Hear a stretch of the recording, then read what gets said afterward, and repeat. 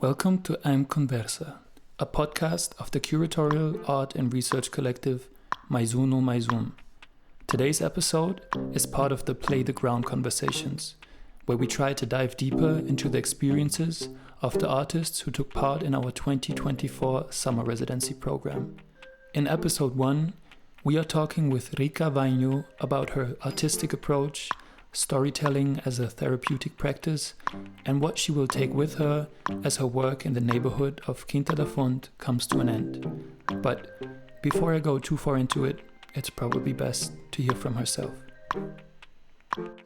So my name is RIIKKA VAINIO and I am originally from Finland, but I'm living in Italy already for almost 20 years.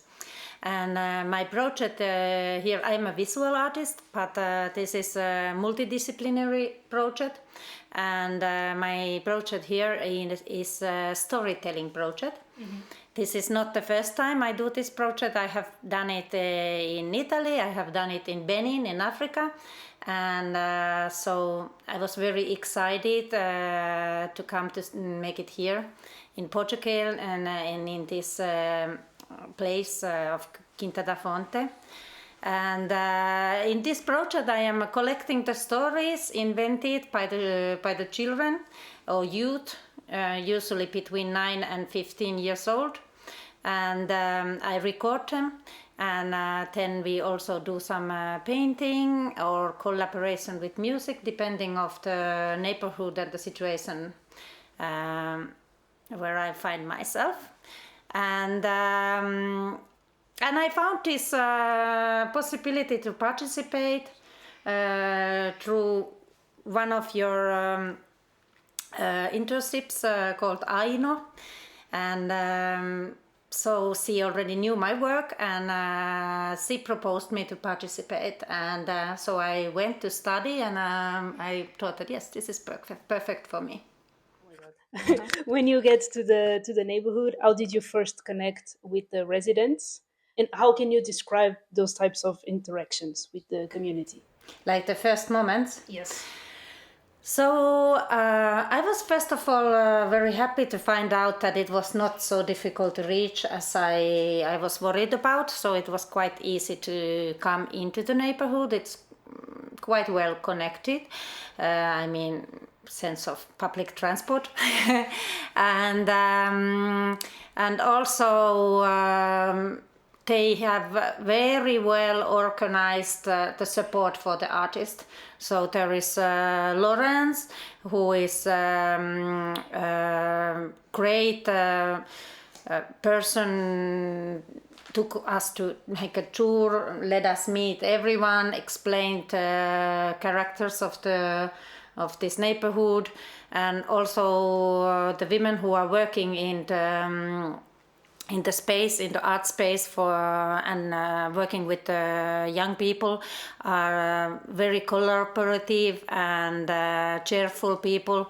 So it was very easy to get in.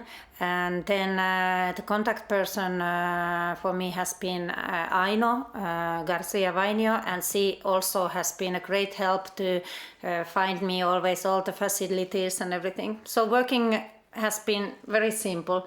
And then all the neighborhood of Quinta da Fonte is welcoming my artistic working. They are happy when somebody come and do things with their youth, and they are very generous and so on. So it was no problem to kind of communicate with the neighborhood. You already mentioned that you worked in Rome or in Italy, and in Benin before. Did you notice any differences or similarities when you arrived here in Quinta da Fonte? My work is very highly therapeutic, even that I am not looking for that. I do a game with the children, I have fun, I enjoy my time, but storytelling is also used in sometimes as one form of the therapy, and it very naturally becomes therapeutic. So that's why all these cases have been completely different.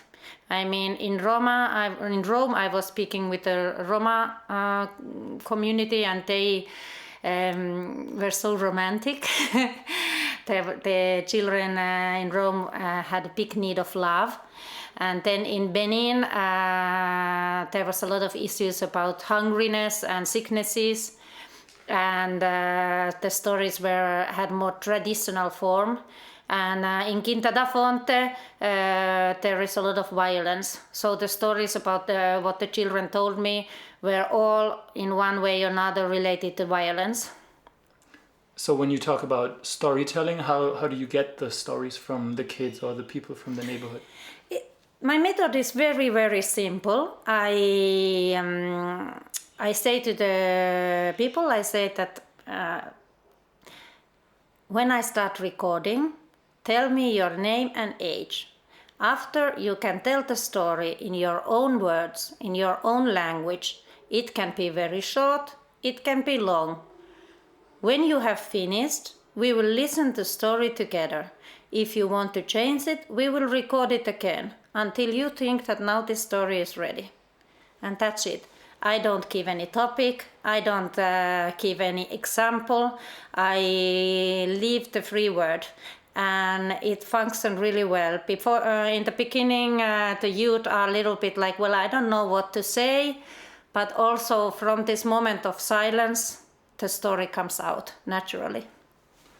And I know that you had some struggles with speaking Portuguese with the inhabitants. Was there anyone that helped you, or how did you manage to cross this language barrier?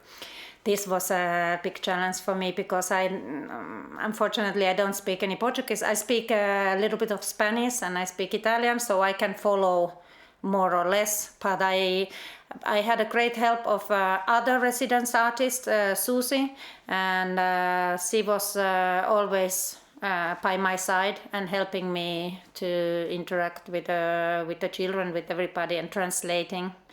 So I'm very thankful for her help. All right. And so you came here and you knew that the topic was informality. Mm-hmm. How would you say your practice is connected to informality? I don't, as I told, I don't give too tight rules. I leave a lot of freedom of expression, and I think that especially in this kind of multi-ethnical neighborhood where there is this beautiful fusion of all kind of cultural elements, so it is fascinating just to follow where it will take you without trying to come with a too tight idea what you want to do. So I think that this kind of my way to meet people is very informal, and it's working exactly because of this reason. Yes, I come with honest curiosity. Yes. So you also mentioned the violence component and the language limitations. Mm-hmm. What other types of challenges did you found during your residency, and how did you make to face them in terms of infrastructure, resources, the community itself, or even during your work process? First of all, I wouldn't call the violence that came out in the stories of children as a challenge. I would think that opposite. It's a resource, because it was very honest. It came out without any forcing. First thing, I gave a paper to the children, and just like very often we are all so used to the very quick communication with the cellular phones and so on. We are not anymore used to concentrate on this kind of project, which ask listening and like stopping the moment. And so I give the paper for the kids, and while I'm talking, they can freely draw something with aquarels. I find it more interesting to work with aquarels than, for example, with pen, because I like the materiality of aquarel colors. And so already when I was, just generally speaking about the storytelling and how it has, how it is a universal tradition that you can find in any culture, in all around the world, there has been, like far before television, there was a person who, people got around the fire and started to tell the stories, and very often the stories were accompanied by the music or maybe some shadow theater or other forms of making narration more rich. And this is like something you find in different forms in every culture. And the storytellers were usually very respected people in the societies. And so while I'm speaking about these things and telling this to children, they can paint whatever they feel like. So even the paintings that I would like to show you, there is a fire, and the boy said that everybody died. Then there is fighting between African and Rom. Then there is military forces. There is a car accident. So even the picture where there is a lot of birds, there is one bird which is a magic bird and fighting against the bad things of life. So there is this very impressive picture, in my point of view, about a man with a weapon. So I mean, like absolutely all paintings of the children was about the violence, and it came out immediately. Immediately they kind of felt the need to tell me this message. And so also after I started to ask them to tell stories, so some people told little stories that have happened in their life. Some children tell me some imaginary stories, or somebody wanted to tell the story of Quinta da Fonte, which is about violence that there was in year 2008. And for these children it is a story, because they were not even born 2008. So I mean, they had a huge need to tell this story of their neighborhood. And I find it not a challenge, but the opposite. It was something that was actually making my working more easy, because it was they chose the theme immediately. I didn't have to propose anything. Yes. And as I was working with you also, I was in Quinta da Fonte with you, I also realized that you were kind of looking at different ways of storytelling. So we had like the literal stories being told through word by the kids, but also through the pictures. And then you also told me that you wanted to include music and musicians. Could you maybe talk more about how you want to include all of those different kinds of art forms together? So when I was, for example, working in Africa, I was collaborating with a traditional musician, and we brought some traditional instruments and work through them. But here in Quinta da Fonte, I immediately kind of had in my mind something like rap music, but I never said it loud. And then one day I brought the children to the garden. I can explain you why, but anyway, I wanted to bring them to the garden. And while they were inside of garden, they kind of got relaxed and spontaneously, without asking, started to sing rap music, composed by them and composed by their stories. And this is exactly what I was kind of hoping for, but they even did it before I proposed. So for me it was a very exciting moment. I kind of want to show to the kids that their stories can become their force, and that they can express it in so many ways. And this is how the stories have always worked. And in the beginning, I don't tell to the children any kind of stories, because I don't want to put them any conditions. Then later, when the working goes on, I told them, for example, one traditional Portuguese fairy tale, because it's called stone soup. And I wanted to say that we are all putting ingredients to this soup and making it together. But usually, you know, the things, the elements that I'm adding to this storytelling process, they come very naturally from the neighborhood and from the people that I'm surrounded with. So every time the project has a different form. Yes. Okay, and now, to me at least, I think I understand how storytelling is an informal way of sharing knowledge. But the residency is about informality as resistance. Mm-hmm. Do you have any idea how storytelling could be an act of resistance? I think one thing, I'm not sure if I'm answering your question, but let's anyway. And for example, as the thing, as this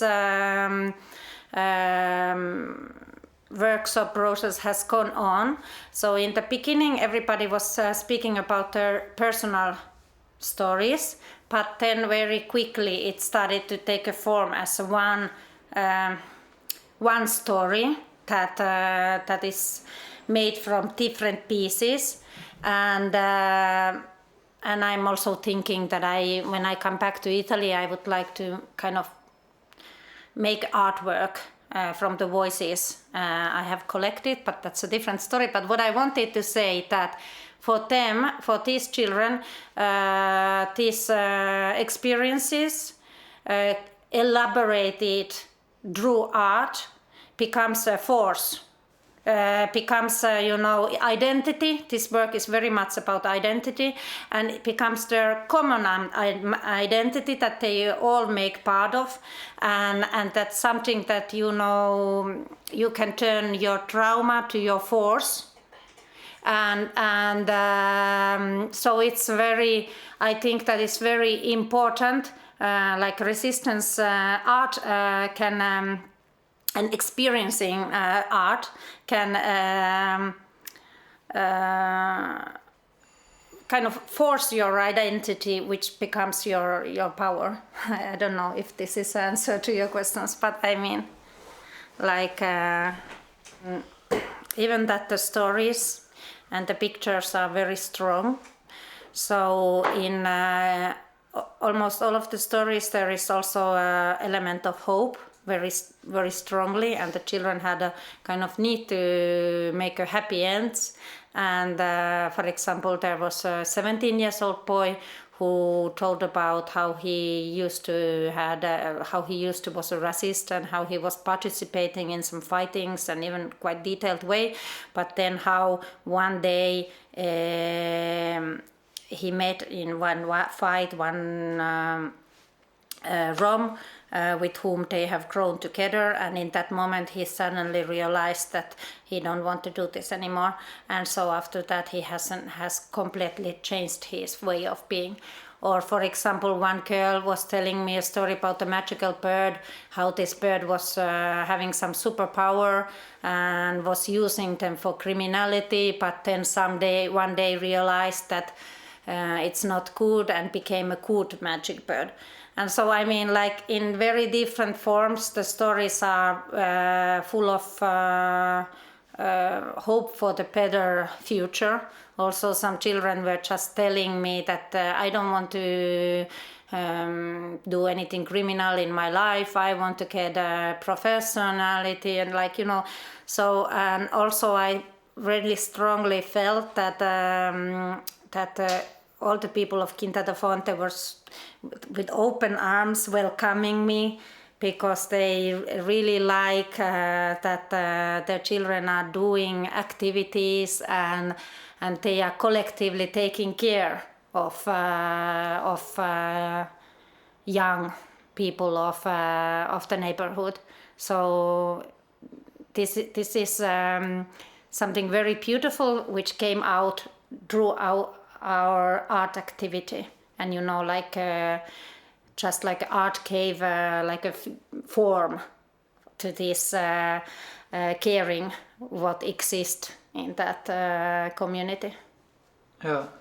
And you are one of the artists who is here for the shortest time. Yes. So how do you get people to share those intimate and intense experiences in such a short time? Like, how do you foster an environment where that can happen?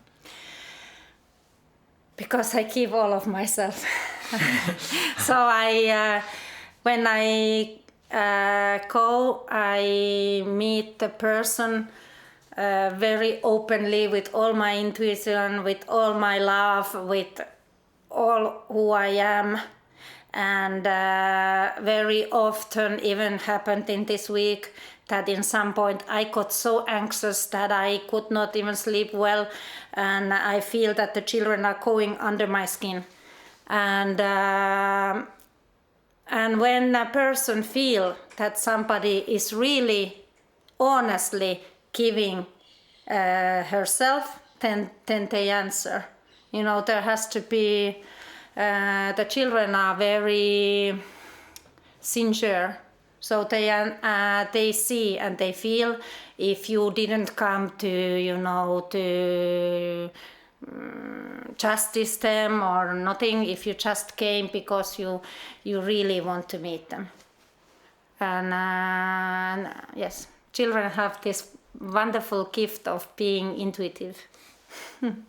As an artist myself, it's super interesting to see how a piece of work or just a moment can shift the way we think and see the world. How do you feel and think that your interactions and your presence in the neighborhood will help these kids and other people from the community to keep going with art expressions and their future decisions in life? So I was here really a short time, but I tried to create some connections. For example, I decided that I want to take the children out of this asphalt and cement and and take them surrounded by green to see what will happen. And so Laurent put me into contact with this Donadora, which is a fantastic lady and has a beautiful garden. And so one day I took the kids and we walked through the Quinta da Fonte and went to the forest. I was so surprised that all the children wanted to participate, because I was thinking that as they are teenagers, so maybe they would, say that, well, ridiculous, I'm not interested. But they all came and they all stayed for a couple of hours, and they actually became really relaxed. And before going there, I was using a mentoring session because Maisuno proposed me this possibility. So I contacted Andre and Isabel, but they were busy. But I spoke with a girl called Mara, I think. And when I told her what my thoughts about gardening, about roots, because this is an identity, so it has to do with the roots. And she got so excited that she said that, what, we are doing workshop with the children. I could propose this, we could come for free, And so I put her in contact with both with Donadora and also with with the people working with the children from the neighborhood and with Lauren, and they said that they will definitely invent some activity in future about gardening with the kids. So I'm very happy that I had a possibility to facilitate maybe this contact. And also another thing is that today I'm going to meet the kids for the last time, and when I go back to Italy, I will elaborate all the material and hoping to make artwork, and then I will send it back to them.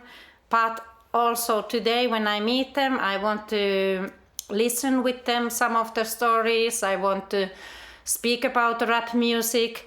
I want to maybe see some photographs from my computer, and I want to show them that, look, we had only few meetings, but we made great things together. And so I want to give them maybe a stimulating and also more confidence on themselves and about their story and about their experiences and great force and that they have to elaborate it. So I mean, I just hope that in the children's mind this will stay as a positive memory, but also as stimulating to some kind of expression. And how did these past few days influenced your work and the way you see the world and your future projects? It's very interesting because in the future, I have a plan to in August. I'm going to Finland and I'm going to meet a very famous. We have in Finland the traditional singing, storytelling and singing, which is about. It's all in the forms of poetry. And I also contacted one break dancer who she's also Finnish, but she's living in America, and a young woman, and she's a very famous break dancer. And I have been thinking about this, like taking the story of contemporary stories of young people, finding them some traditional form, but then also like new forms of expression. And for me, this experience that I made here was because it is such a fantastic multi-ethnic society. So it was really interesting because they are kind of already doing what I am looking for. So I found it very inspiring. Also, if you think about the story of Quinta da Fonte, because first there was the Rom communities, then they started to come African immigrants, then they had a big conflict in 2008. Even military forces had to come and stop the situation. And then somehow now the people are, friends and managed to find convivenza, I don't know, living together, and so it's very interesting experience, positive experience about this kind of. So for me, this has been very inspiring. Yes. Okay, this will be a suspicious question because I'm a urban studies student. But as an artist, what do you think that is lacking in society in terms of using of the space, the art as a way of reshaping that, and the relationships that we can co-create with other people in order to, I can say, about like changing completely the challenges, but to find like a balance point in that. This is very interesting question. I am lucky to have some friends who study this argument, and like for example Tommi Laitio, I can send you a link. But I am very interested about this term that comes from, actually I have learned it through Latin cultures because I lived in Venezuela, I live in Italy, so I'm very much in connection with the Latin culture. And in Italy, and it would be convivenza in Spanish. So it is sharing life, and this is, for example, element that in our Finnish culture is very much lacking, historical reasons and cultural reasons, and I find it in this global world where people are moving, but also all the images are moving. So I find it very important to find a kind of force of living together. It's a philosophical task. What comes to art, I'm very happy that Maisuno invited me to be part of this, because I highly appreciate the work that Maisuno is doing. I am myself also personally not only artist but also art and cultural producer. I have a residence in Rome. I have been doing cultural producing for since 2007 in Italy, and I call this what I'm doing. I called it Nomad Institute, because I'm against that art is very often only produced by museums, by cultural institutes, or by galleries, and they have really high monthly expenses, and they kind of with big money produce art and culture for people who already use it. So it's not brought for all the society, and it's also not spontaneously and quickly answering to the needs. Because, if you want to make a museum exhibition, you have to agree 3 years before. So I really like when the culture is done like this, by podcast, by artist residencies, using different kind of spaces, what they are, and also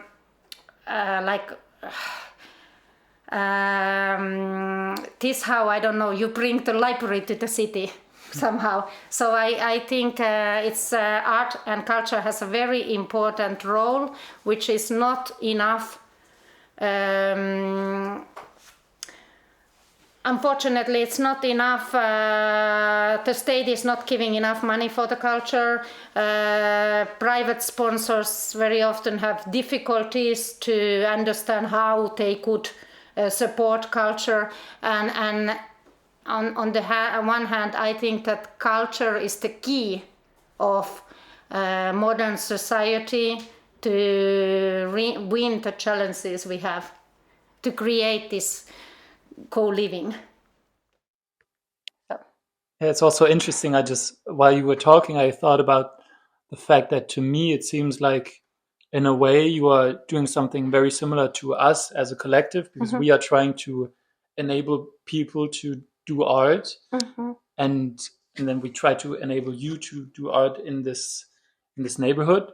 But then you actually kind of took the same position as us by making the people from Quinta da Fonte, and especially the kids, artists themselves. So it was like, inside of the project, you were once again maybe trying to collaborate and co-create art with the children. Yes. And also as a space of like informality, because as you were talking about, oftentimes you have to sign some very difficult forms to get funding for something or whatever. And then if it's possible to create art in a situation that is not restricted by any formulas or any bureaucracy, maybe that can enable a different kind of living together, as you were saying. Yes, and the situations all the societies meet, they change so quickly that it is impossible to plan the exhibition for 3 years from now. I mean, like, we have to answer to these challenges every day and kind of follow the stream. Yes. Yeah, absolutely. Yeah. So I think thank you for coming. It's been really interesting for you. You still have your last day ahead of you. Yes. Maybe as the last question, you can just try to wrap up and say what you're hoping for, like to finish your residency here today. Well, I'm already missing these kids. And yes, today I think we will, of course, collect all the things together. But then I'm also hoping that when I go back to Italy, to kind of create an artwork about the material, and then I don't know if I can come back to Portugal, to Lisbon, to see it together with them, but I hope so. And if it will be exposed anywhere, I hope that you will invite the kids to the opening, because, as you said, they are the artists in this project. Yes, and you are doing good work, so continue that. Thank you. Thank you so much for coming, Riikka.